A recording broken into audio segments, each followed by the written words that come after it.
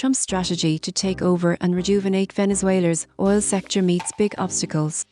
President Donald Trump's latest foreign policy gambit is to seize control of Venezuela's vast oil assets and invite American firms to rebuild the battered industry after a U.S. operation captured former President Nicolás Maduro. The plan, announced on January 4, 2026, promises to revive production that has fallen to roughly 1.1 million barrels per day, far below the country's historic capacity.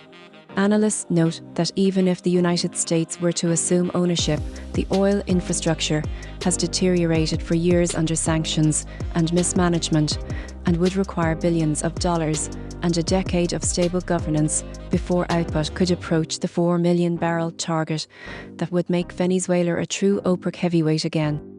Patrick Dehaan of Gas Body stresses that the physical damage from the raid was minimal, but the systemic decay of pipelines, refineries, and transport networks is a far bigger obstacle.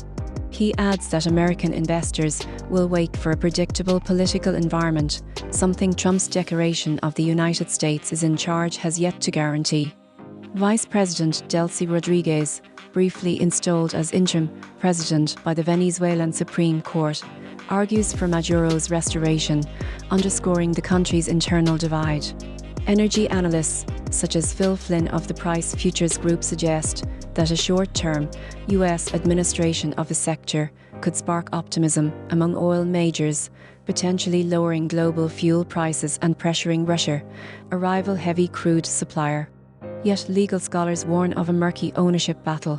Columbia law professor Matthew Waxman points out that occupying forces cannot lawfully appropriate another nation's resources, and the Trump administration has shown a willingness to sidestep international law in previous conflicts. Venezuela still boasts the world's largest proven crude reserves, about 303 billion barrels, representing 17% of global supply.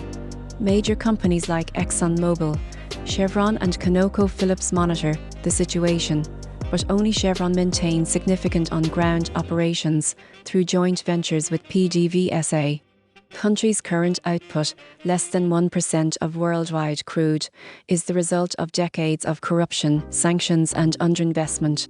According to Monaldi of Rice University, scaling production from 1 to 4 million barrels per day would demand roughly $100 billion in capital over 10 years, a sum that investors will only commit if they see a credible contract framework and protection against future sanctions.